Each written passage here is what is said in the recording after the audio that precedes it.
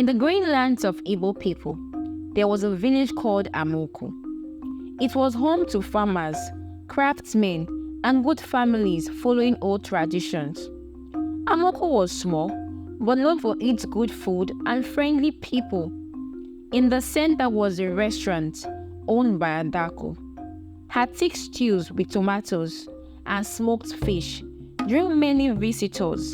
Her banga soup with bushmeat was also very tasty. But Adaku's cooking had a dark secret.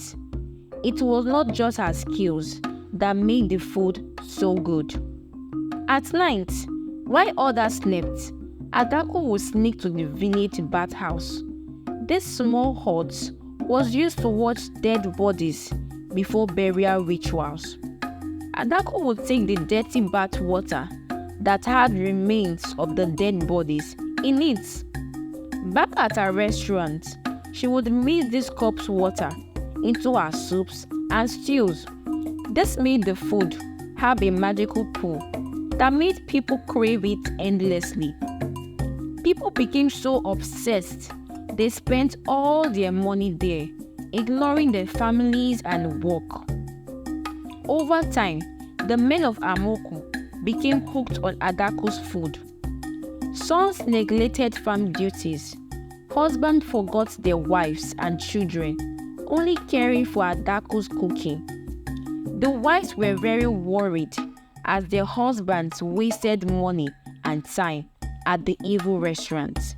Meanwhile, Adaku grew very rich and bought more dark charms from witches.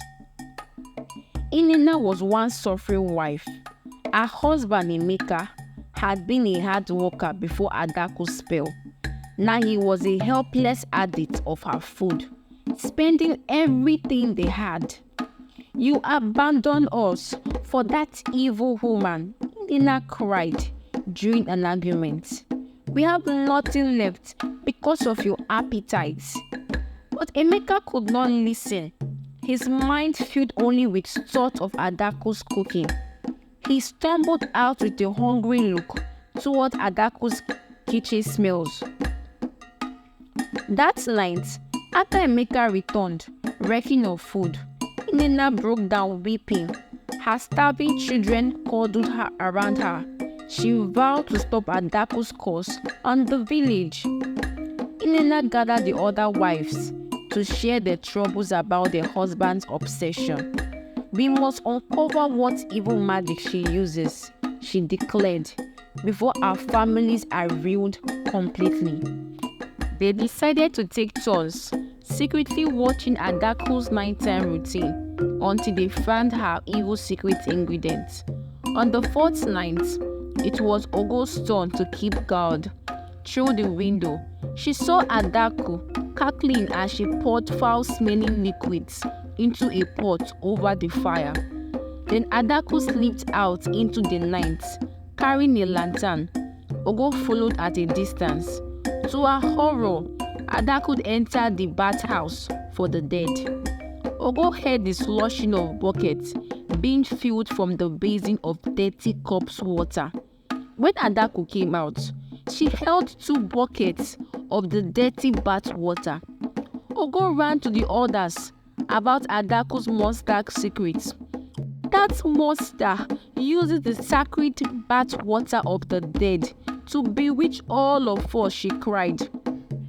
The angry wives mobbed Adaku's place, holding weapons and branches to break in. They found the evil cook shivering in terror. Just then, the powerful voice of Eze, the king, rang out. "Why have you caused this chaos?" Nina explained how Adaku disrespected the burial rituals by using corpse water to cast a spell, compelling their husbands to gluttony. Eze was furious at the discretion of the ancestor spirit traditions. As punishment, Adaku's tongue was burned, so she could never taste delicious foods again.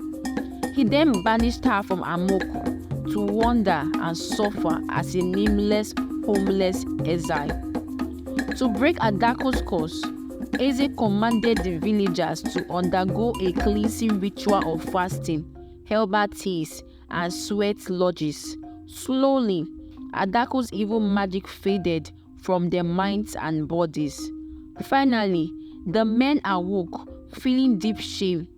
They begged forgiveness from their wives and children, swearing renewed devotion.